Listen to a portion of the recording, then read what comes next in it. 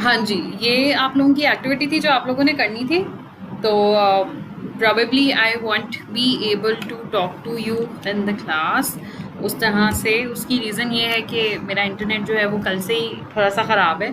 तो मैंने सोचा कि जिस तरह हमने लास्ट टाइम लाइव डिस्कशन की थी वैसे तो शायद ना हो सके, लेकिन चलें हम इस तरह से डिस्कशन कर देते हैं। फिर वही बात है कि सिस्टम में आप लोगों ने खुद से क्या असम्पशन्स ली हैं। अपार्ट फ्रॉम दैट हम ये एक ऐसी चीज़ बना रहे हैं जिसमें मैं अपनी तरफ से जो असम्पशन्स लूँगी उसके हिसाब से बनाऊँगी, ठीक है? अब अगर उसमें और आपकी कुछ असम्पशन्स में कोई आगे पीछे थोड़ा बहुत चेंज आ जाता है तो बस इस चीज़ को याद रखें कि आपने असम्पशन्स जो है ना, जो आपने ली हैं कोई चीज़ बनाने के लिए जो कि आपको गिवन नहीं था रिटन फॉर्म में, वो आपने लाजमी लिख देना कि भाई मैंने ये सोच के ये चीज़ बनाई है। बट ऑब्वियसली जैसे हमने बात की थी कि एक आधी आपकी मीटिंग होगी विद योर क्लाइंट, तो उस हिसाब से वो सेट भी हो जाएगा सब कुछ, ठीक है? अभी तक मैंने जो देखा वो ये देखा। अच्छा, उस दिन एक बच्चा पूछ भी रहा था तो मुझे उसकी समझ नहीं आई। वो ठीक कह रहा था कि each movie is identified by title and year of release. यानी इससे यही मुराद है कि जैसे फॉर एग्जांपल आपने भी देखा होगा कि कुछ मूवीज़ जो होती हैं उसी नाम की मूवीज़ अगले सालों में दोबारा रिलीज़ हो रही होती हैं, मतलब मूवी का नाम वही होता है। तो फिर इसलिए उसने क्या किया, आइडेंटिफाई करने के लिए ईयर ऑफ रिलीज़ को भी एक वो रखा है, एक मेजरमेंट रखा है, यानी कि आइडेंटिफिकेशन के लिए रखा है। इसका मतलब है कि इसकी कॉम्पोजिट प्राइमरी की है जिसके दो पार्ट्स हैं, एक टाइटल और एक ईयर ऑफ रिलीज़। यहाँ पे मैंने जो था वो बनाना स्टार्ट किया हुआ था। ये मूवी है, मूवी के साथ टाइटल और ईयर ऑफ रिलीज़ है। इन दोनों को हम क्या बना देते हैं, कॉम्पोजिट प्राइमरी की बना देते हैं। उसका तरीका ये है कि कॉम्पोजिट प्राइमरी की के जितने भी एलिमेंट्स होंगे, जितने भी एट्रीब्यूट्स होंगे, हम उन्हें क्या कर देते हैं, अंडरलाइन कर देते हैं, ठीक है जी। और उसने अगली बात क्या की है कि each movie has a length in minutes, के मतलब उसकी टोटल ड्यूरेशन कितनी है मूवी की, वो मिनट्स में जो है वो गिवन है। Each company has a production company and each is classified under one or more genres, ठीक है? अब देखें यहाँ पे ना दो चीज़ें देखने की हैं। एक आपके पास बात आ रही है प्रोडक्शन कंपनी की और एक बात आपके पास आ रही है जॉनरा की, ठीक है? अब आपको पता होना चाहिए कि इसमें से कौन सी चीज़ आपका एट्रीब्यूट बनेगा और कौन सी चीज़ अलहदा से एक एंटिटी बनेगी। अब इसका कैसे पता लगता है, लास्ट टाइम वाली एग्जाम्पल अगर आपको याद हो तो आपको याद होगा कि उसने आगे से ना जॉनरा के बारे में और इन्फॉर्मेशन भी दी थी कि हर जॉनरा का जॉनरा आईडी होता है, उसका नाम होता है, उसकी डिस्क्रिप्शन होती है। लेकिन यहाँ पे उसने ना आपको सिर्फ बताया कि जॉनरा की ना ये टाइप्स होती हैं कि मूवी हॉरर हो सकती है, एक्शन हो सकती है, ड्रामा हो सकती है एंड सो फोर्थ, और एक से ज़्यादा क्लासिफिकेशन, मतलब जैसे कह सकते हैं हॉरर एक्शन हो सकती है या एक्शन ड्रामा हो सकती है, इस तरह हो सकती है। लेकिन इसके अलावा उसने कहीं ये डिफाइन नहीं किया कि हर जॉनरा क्या एक अलहदा आईडी होगा, उसकी एक अलहदा डिस्क्रिप्शन होगी। जब एक चीज़ सिर्फ इस तरह से गिवन है और उसमें आपको ये बता दिया गया है कि इसमें ये वाली सिर्फ वैल्यूज़ होंगी जो आ सकती हैं, इसका मतलब ये है, ये क्या है, ये मूवी का एक एट्रीब्यूट है। अगर ये होता ना कि हर मूवी का एक जॉनरा होता है और जॉनरा को आप जॉनरा आईडी से आइडेंटिफाई कर सकते हो और जॉनरा के साथ जॉनरा की आइडेंटिफिकेशन भी है, अगर इस तरह से इंफॉर्मेशन होती ना आपके पास तो फिर आपको उसको एक अलहदा एंटिटी मानना पड़ना था।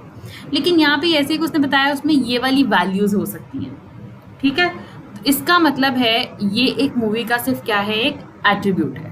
लेकिन इसमें वन और मोर वैल्यू हो सकती है, इसका मतलब ये मल्टी वैल्यूड हो सकता है। तो हम इसे क्या करेंगे, मल्टी वैल्यूड करके जॉनरा के नाम से क्या कर देते हैं, एक एट्रीब्यूट और बना देते हैं मूवी का, ठीक है जी।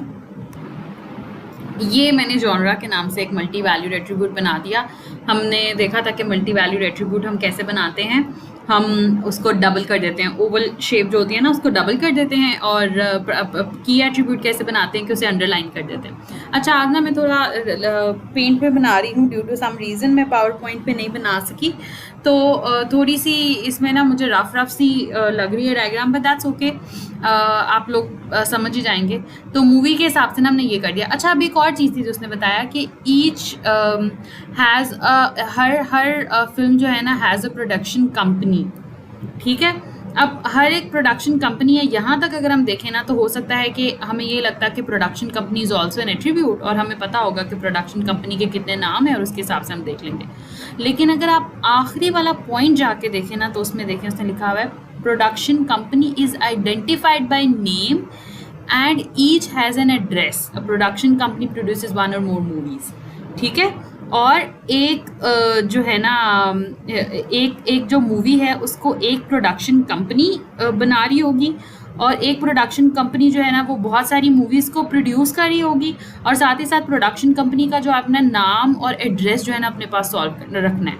अब जब आपको पता लगा कि प्रोडक्शन कंपनी की भी आगे से कुछ एट्रीब्यूट्स हैं और उसकी आइडेंटिफिकेशन हो रही है नाम के थ्रू, तो इसने हमें हिंट दिया कि production company is an entity जिसमें उसका नाम जो होगा वो उसकी प्राइमरी की होगी, उसका साथ में एड्रेस रखा जाएगा, और उसका मूवी के साथ जो रिलेशनशिप होगा वो ये होगा कि एक मूवी एक प्रोडक्शन हाउस के अंडर बन रही होगी, और एक जो प्रोडक्शन कंपनी है वो बहुत सारी मूवीज़ को जो है वो प्रोड्यूस करी होगी, एक या एक से ज़्यादा की, ये मतलब है ना वन टू मैनी का रिलेशनशिप, ठीक है। तो इस तरह से ना चीज़ों को पढ़ेंगे तब पता लगेगा। अब हमने जब बात की थी ना जॉनरा की, तो देखें उसके बारे में उसने कुछ नहीं बताया था, उसने बस बताया कि डिफरेंट तरह के जॉनरास होते हैं और हर मूवी एक तरह की होगी। लेकिन अब यहाँ पे देखें प्रोडक्शन कंपनी के बारे में भी उसने इतना सा बताया था, पर नीचे आके उसने उसकी सारी डिटेल बताई है, और इसने हमें बताया कि उसकी एक एंटिटी अलहदा से बनानी है, ठीक है। चलें हम ये वाला काम करते हैं कि प्रोडक्शन कंपनी की एक अलहदा से वो बना के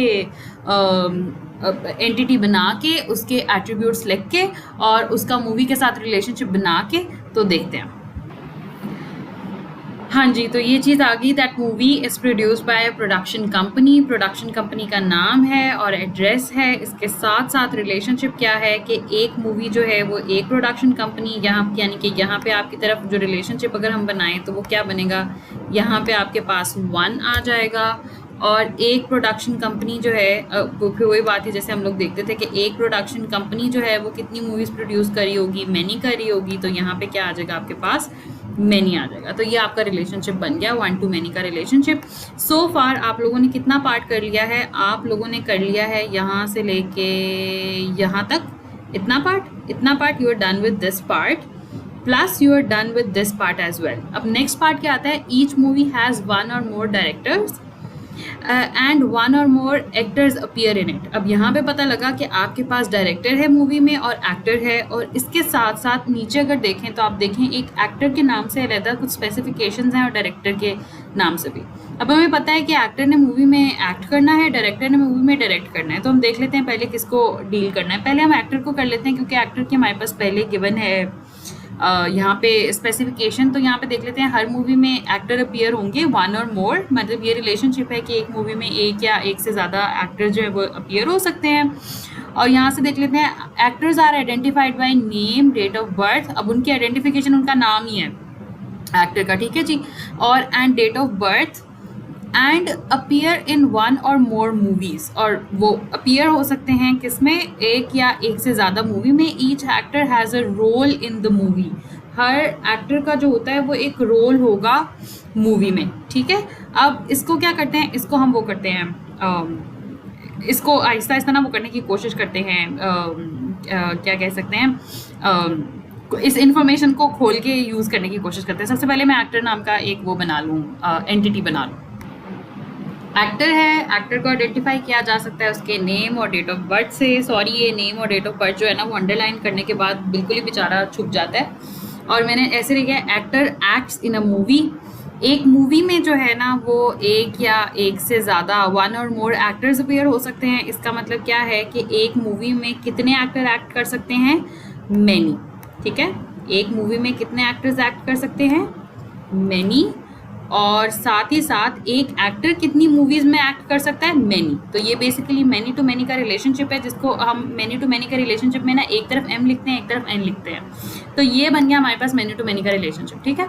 अब हम यहाँ तक एक्टर वाला पार्ट हमने कर लिया है, डायरेक्टर वाला पार्ट अभी सॉरी बीच में से रहता है, और साथ ही साथ हमने क्या कर लिया, ये वाला पार्ट। अच्छा, अब मिसिंग क्या है, each actor has a role in a movie. अब देखें, मूवी के साथ आप रोल को एसोसिएट नहीं कर सकते। क्यों नहीं कर सकते, क्योंकि मूवी का रोल नहीं होता, रोल तो एक्टर का होता है।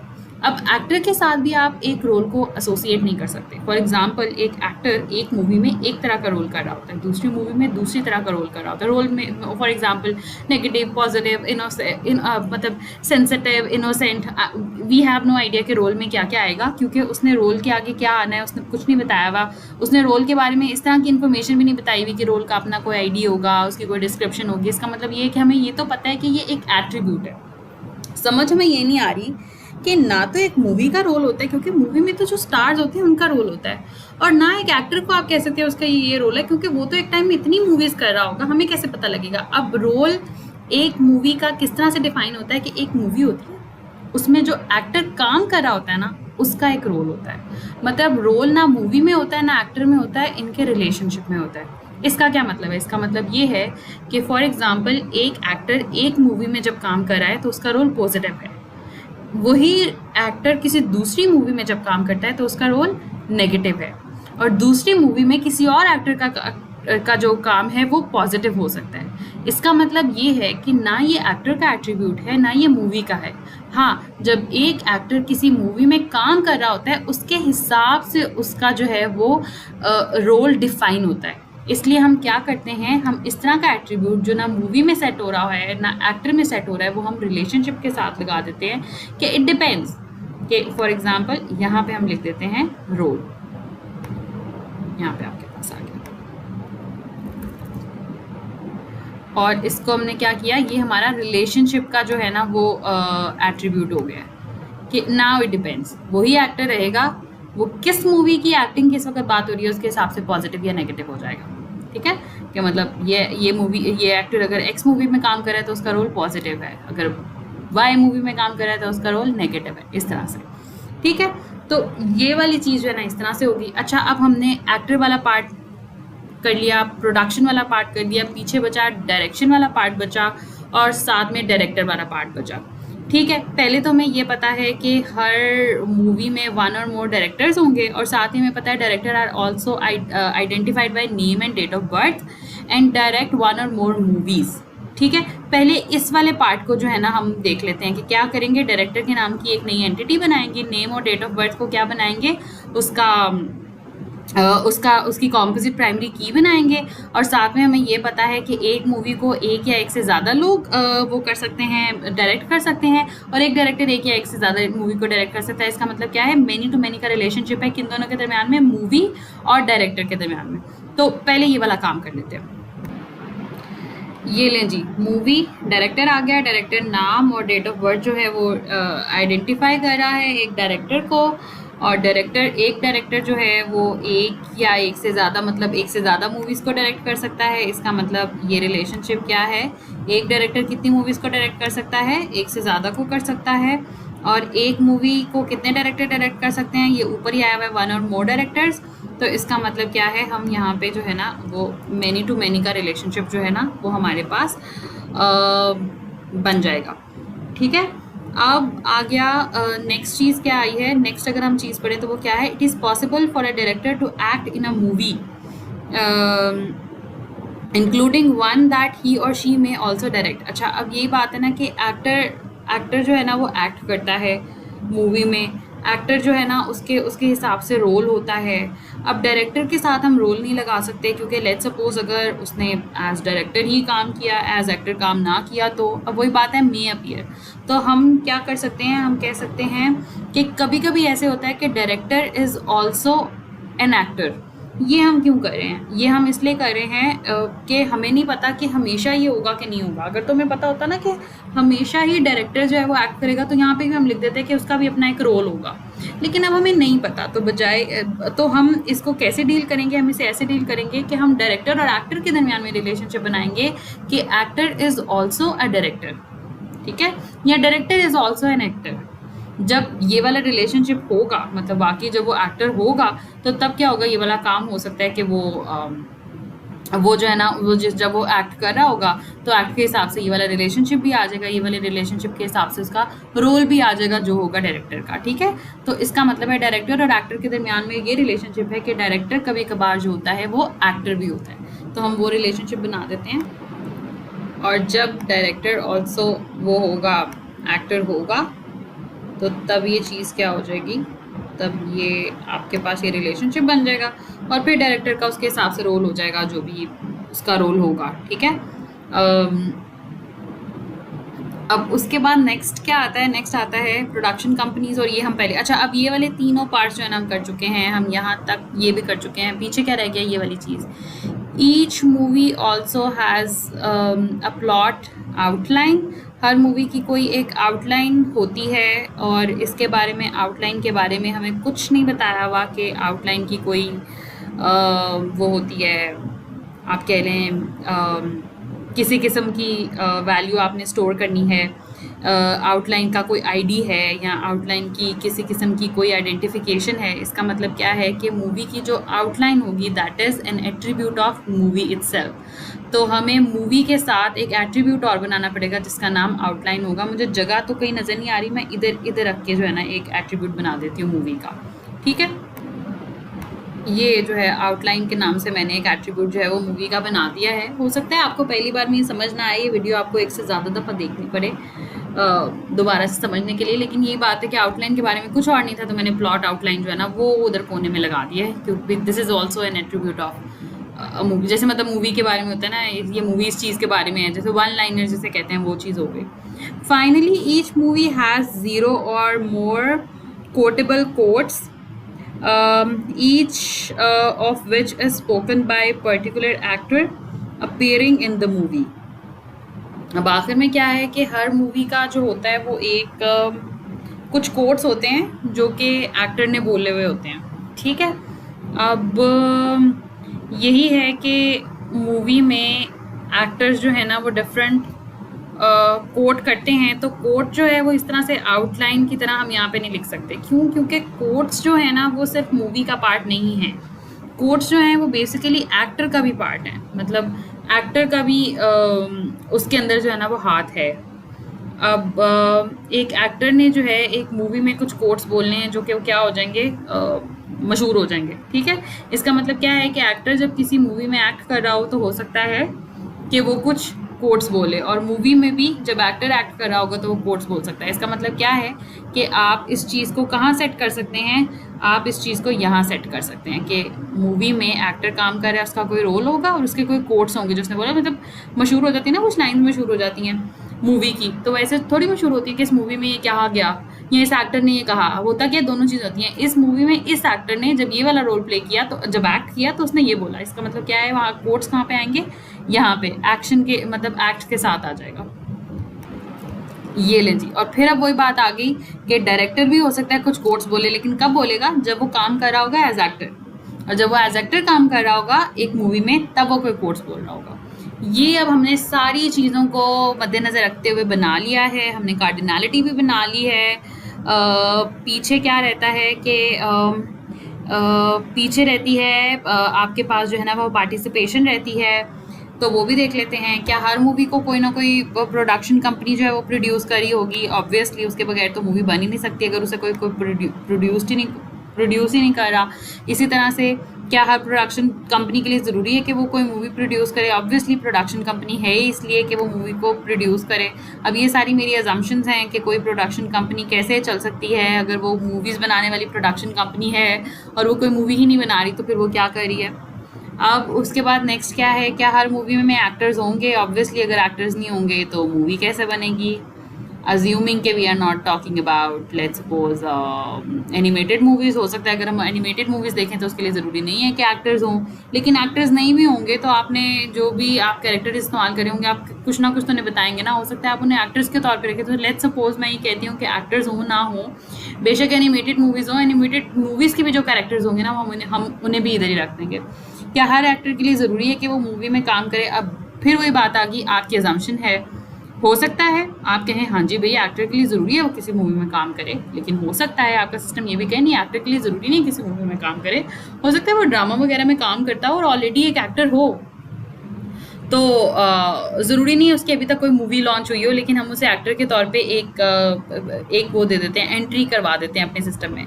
लेकिन हो सकता है कि किसी की ये रिक्वायरमेंट हो कि अगर किसी ने मूवी में काम ही नहीं किया और वो मूवी एक्टर ही नहीं है, तो हम उसे मूवी डेटाबेस में क्यों रखें? So I am going for that कि एक्टर वही होगा भाई जो किसी मूवी में उसने काम किया होगा, तभी वो मूवी एक्टर होगा। कम से कम मूवी डेटाबेस में वो तभी आना चाहिए। तो मैंने अपनी तरफ से इधर क्या करवा दी है, full participation with that assumption कि हम क्यों किसी और एक्टर को, ड्रामा एक्टर को रखें अपनी मूवी डेटाबेस में जब उसने किसी मूवी में काम ही नहीं किया।